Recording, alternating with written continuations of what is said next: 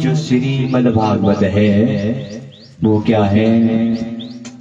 भगवान के मुख से निश्चित ग्रंथ है, पुरुषार्थ चतुष्टय को देने वाला है और धर्म अर्थ काम मोक्ष इसका प्रदाता है। भक्ति देकर के मुक्ति को देने वाला ग्रंथ है। यह एक ऐसी ज्ञान गंगा है, एक ऐसा रस सिंधु है जिसके द्वारा जिस नाव में बैठ करके हम आसानी से इस भव सागर से पार जा सकते हैं। इसलिए हमेशा भाव से भगवान को याद कीजिए, क्योंकि भाव अच्छा होगा, प्रीत अच्छी होगी, लगन अच्छी होगी तो भगवान स्वतः ही मिल जाएंगे। भगवान की लाल की तुलसी तुलसी सब कहे, तुलसी वन की घास हो गई कृपा राम के, बन गए तुलसीदास। लाल की जय। हम सब तुलसी तुलसी कहते थे, लेकिन जैसे ही राम की कृपा हुई वैसे ही तुलसी दास बन गए। बस भगवान के दास बन जाइए। जब भगवान के दास बन जाओगे तो आपकी कीर्ति, आपका यश अपने आप फैलेगा। के लाल की जय। हमेशा इस संसार में किस लिए आए हैं, इस बात को ध्यान में रखिए।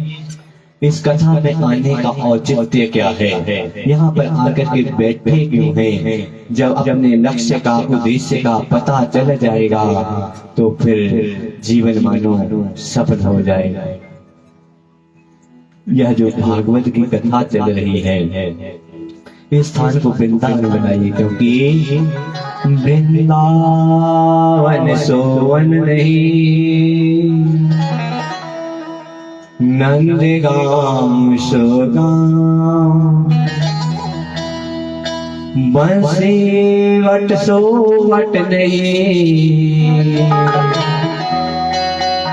कृष्ण नाम सो नाम।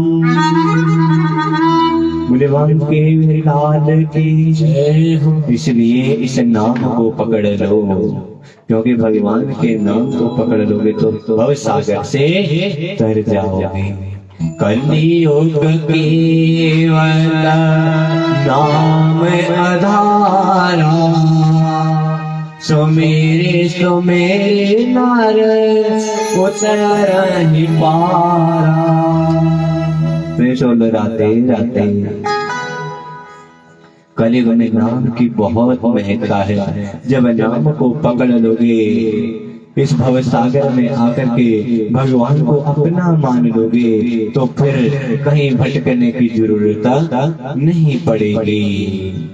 इसलिए संसार में किस लिए आए हैं, इस बात को समझो। यहाँ पर आने का औचित्य क्या है, इस बात को देख लो। और जब इस बात को देख लोगे, इस रहस्य को समझ लोगे, अपने उद्देश्य को पकड़ लोगे तो फिर भवसागर से तर जाओगे। राम नाम जपते रहो, जब लगे घट में प्राण, कभी तो दीन दयाल के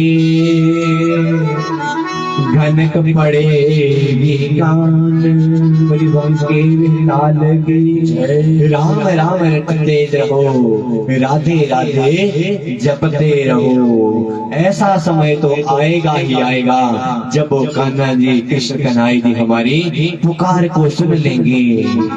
बस इसलिए भाव की जरूरत होती है। जब तक भाव प्रबल नहीं होता तब तक हम जीवन में सफल नहीं हो सकते। इसलिए बोला उत्तम सुत सोई जानी,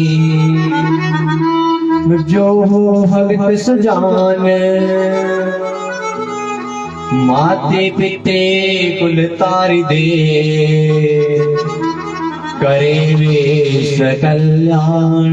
बोले वांके लाल की जय। अरे संतान वही श्रेष्ठ है जो अपने माता पिता को भी तारती है, अपने कुल का भी उद्धार करती है और अपना भी उद्धार करती है। और जो संतान बुरी संगति में फंस जाती है वो खुद भी नरक में जाती है, अपने कुल का नाम भी डुबो देती है। इसलिए अपने कुल को तारिए, पुत्र हो या पुत्री हो, क्योंकि पुत्र एक कुल को तारता है और पुत्री जो है वो दो दो कुलों को तारने वाली है। इसलिए हमेशा अपनी नाक के साथ साथ अपने माता पिता की नाक का भी ध्यान रखिए, और जब यह ध्यान होगा तो फिर समझ लीजिए कल्याण ही कल्याण है। और यह तभी संभव होता है जब सत्संगति मिलती है, और बिनु सत्संग विवेक न होई, राम कृपा बिनु सुलभ न सोई। सत्संग राम जी की कृपा के बिना नहीं मिलता, कान्हा जी की कृपा के बिना नहीं मिलता। उसको पाना हो तो फिर मन भाव से भगवान को याद कीजिए, तब सत्संगति मिलेगी और तब सब प्रकार से कल्याण होगा। तो वो कितनी उत्तम कथा, कितनी दिव्य कथा जिसका हम श्रवण करते हुए जा रहे हैं, क्योंकि भगवान की कृपा के बिना ये सब कथाएं नहीं मिलती। और जब भगवान की कृपा हो जाती है तभी ये सब कथाएं मिलती हैं। तो इसके लिए क्या करना चाहिए?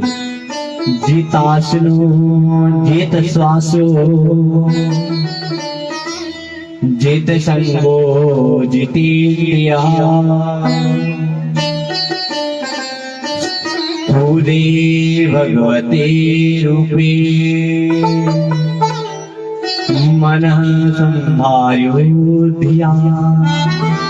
बोले बांके लाल की। उसके लिए क्या करना पड़ेगा? जितासनो, अपने आसन को जीत लो। एक बार जिस आसन में बैठ गए, 1 घंटे 2 घंटे 3 घंटे तक उसी आसन में बैठे रहोगे तो समझ लीजिए आसन जीत लिया।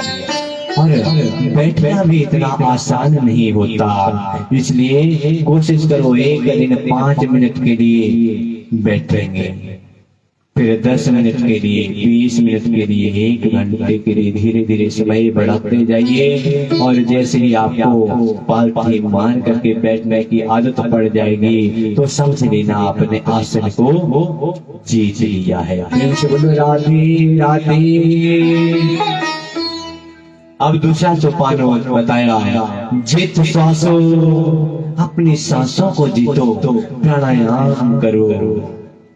क्योंकि कई बार हम क्या देखते हैं कि कोई व्यक्ति बिस्तर में पड़ा हुआ है, अन्न जल सब बंद है, बस अपनी सांसों को गिन रहा है।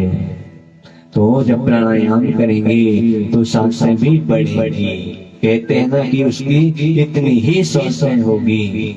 प्राणायाम करने से श्वास बढ़ेगी और उसी के साथ साथ अगर व्रत करेंगे तो फिर अन्न जल भी बढ़ जाएगा। जब श्वास बढ़ जाएगी, अन्न जल बढ़ जाएगा, फिर दीर्घायु की प्राप्ति स्वतः ही हो जाएगी। भागवत कृष्ण भगवान की जय हो। उसके बाद जित संगो, तीसरा सोपान है जित संगो, संगति को जीतो। अर्थात अच्छी संगति में जाकर के बैठो। अच्छी संगति में बैठोगे तो राधे राधे होती रहेगी, और बुरी संगति में बैठोगे तो फिर 4 मित्र मिल करके ताश ही खेलेंगे। ये आपके ऊपर निर्भर करता है कि आपका विवेक क्या होता है, और इस विवेक की जागृति सत्संगति के द्वारा ही संभव है। के जय हो।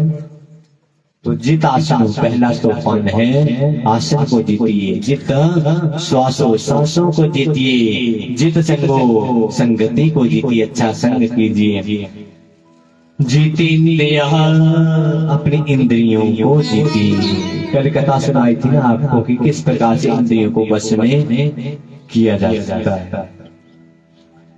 बुरा जो देखण में चला, बुरा न मिलया कोई, जो तन देखा अपना, मुझसे बुरा न कोई। इन आंखों के द्वारा हम दूसरों के दोषों को देखते हैं, और उसने ये गलती की, पर उसके गुणों को नहीं देखते। कानों के द्वारा दूसरे की निंदा सुनते हैं, पर उसकी प्रशंसा नहीं सुनना चाहते। जब हम दूसरों को बुरा बोलते हैं और जब विचार करते हैं मन से बुद्धि से, तो देखते हैं कि मुझसे बुरा तो कोई नहीं है, सबसे बुरा तो मैं ही हूँ। अगर हम किसी की निंदा करते हैं तो उसका पाप जो है वो हमारे ऊपर आ जाता है। इसलिए कभी किसी की निंदा मत करो।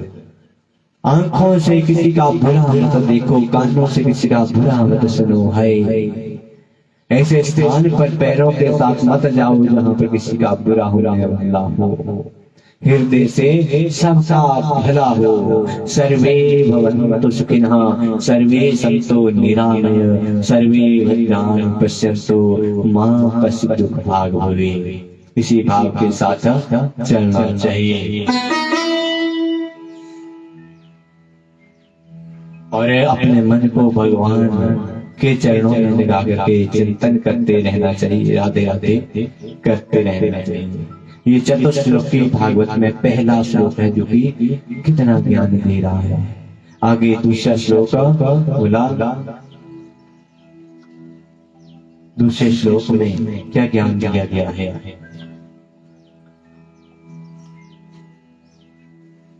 अहमेवासमेवाग्रे नान्यद् तत्परम् पश्चादहम्यदेतच्च यो शिष्येत्वस्म्यहम्। इससे पूर्व मूढ़ाचरण था, ये पहला श्लोक हुआ और इसमें क्या बोला कि यह जो सृष्टि है, इससे पहले जो था वो भी मैं ही था, जो अब दिखाई दे रहा है वो भी मैं ही हूँ, और जो भविष्य में बचेगा वो भी मैं ही शेष रहूंगा। क्योंकि यह प्राणी तो आकर के चले जाएंगे, आए हैं तो जाएंगे। राजा रंग फकीर, एक सिंहासन चढ़े चले, एक बंधे जंजीर। जितने भी प्राणी हैं सबको जाना ही पड़ेगा, पर शेष रहेगा भगवान का नाम। तो पहला यह श्लोक कितना ज्ञानवर्धक है। इस सृष्टि में भगवान ही सब कुछ है, जो हमें प्रत्यक्ष रूप में, सूर्य रूप में दर्शन दे रहे हैं, चंद्र रूप में दर्शन दे रहे हैं। उसके बाद दूसरे श्लोक में बोला, ऋते अर्थे यत प्रतीत ना प्रत्यये चात्मनि, तद विद्यादात्मनो माया, यथा सो यथा तमः विलालके। जय। जो मनुष्य है, पृथ्वी जल तेज वायु आकाश से बना हुआ शरीर है, वो भी भगवान का ही दिया है, और इसके अंदर जो आत्मा है वो भी भगवान का ही अंश है। जब इस बात को समझ लोगे तो भवसागर से तर कर राधे राधे। और चतुश्लोकी भागवत में तीसरा श्लोक बोला, यथा महन्ति भूतानि भूतेषु चावचेष्वनो, प्रविष्टानि तथा तेषु न तेषु।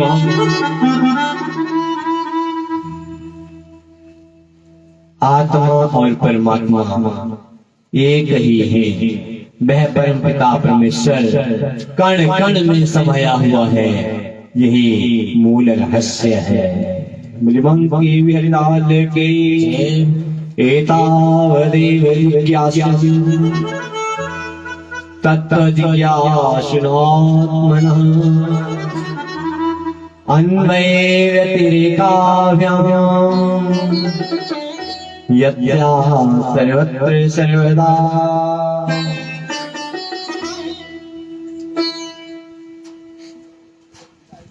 इस संसार में जो भी जानने के इच्छुक है कि ब्रह्म क्या है, तो वो परम पिता परमेश्वर जिसका रूप ब्रह्मा विष्णु शंकर है और उसी का अंश सब जीवों के अंदर विद्यमान है।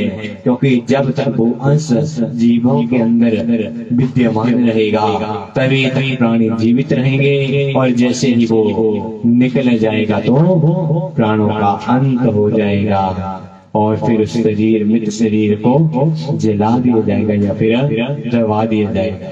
इसलिए कहते हैं राम नाम के आलसी और भोजन के होशियार, है कौन नाम जपे और खाने को चाहे जो मर्जी दे दो, बस जीवा तो लब लपा रही है, आंखें तरस रही हैं कब ब्रेक होगी खाने के लिए कुछ आए। राम नाम की आलसी और भोजन के होशियार, तुलसी ऐसी जीव को है बार बार धिक्कार। बोले बांकी हरिलाल की, इसलिए खाने के पीछे मत दौड़ो, क्योंकि अपना पेट तो सभी भर लेते हैं। भगवान के नाम के पीछे दौड़ोगे तो खाने के लिए ना जाने क्या क्या मिलेगा, इसका हम तो विचार भी नहीं कर सकते। बोले बांकी हरिलाल की। अब कथा आती है